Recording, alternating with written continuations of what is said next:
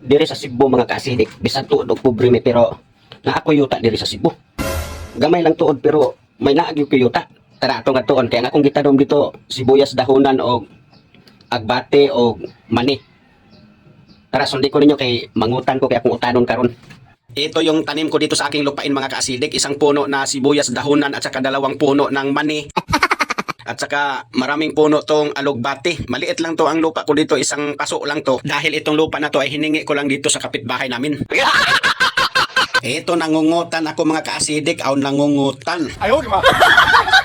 Ito kinuha ko ang talbos ng alugbati mga kaasidik dahil gulayin ko to. Sanay naman ako magulay na puro lang alugbati kasi ang sabaw nito ay malambot, pangtanggal ng kolesterol. Medyo marami-rami din ang aking nakuha mga kaasidik dito sa tanim ko sa lupa kong maliit. At ako lang ang kumakain nito dahil hindi naman sila kumakain dahil ang sabi nila hindi daw sila kambing.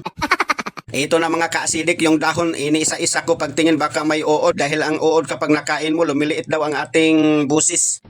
At ito mga kaasidik, nilagyan ko to ng sibuyas bombay kung tawagin dito sa Cebu para masarap-sarap din siya. At yung tubig sabaw ko mga kaasidik ay tubig mineral para naman dagdag puwen sa sarap nito kapag tayo ay humihigop. Garabanan na, kunti lang ang isabaw ko mga kaasidik, pandalawang kain lang to sa umagahan at tanghalian. Ito na, hinugasan ko ng maayos mga kaasidik para hindi makasabay ang uod. At ito, nagkumukulo na ang tubig. Ito na, ilagay na natin tong isang items lang to mga kaasidik na tinatawag na alugbati. Ito ay masarap para sa akin. Yung iba mga kaasidik, hindi ko makain ito pero ako parang masarap na sa akin to dahil nasanay na ako. At ito na, itry na natin tong kainin mga kaasidik kung anong lasa nito. Tingnan nyo kung anong reaksyon sa mukha sa taong mahirap na kumakain sa ulam na masarap. Ito ay hindi to masarap sa iba dahil iniisip nila na ito ay dahon lang ng damo. Ito mga kaasidik ko, kahit sibuyas lang ang nilagay ko at isang piraso na sili ay ang bango ng sabaw. Ito, nakakain na ako ng umagahan mga kaasidik dahil ako'y pupunta pa sa trabaho at ito ang iba kong ulam at mayroon pa akong ulam na nakasanayan na at ito ang yung kanin ko na sobra pa kagabi.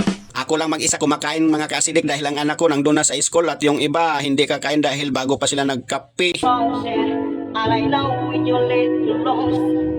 And I know when I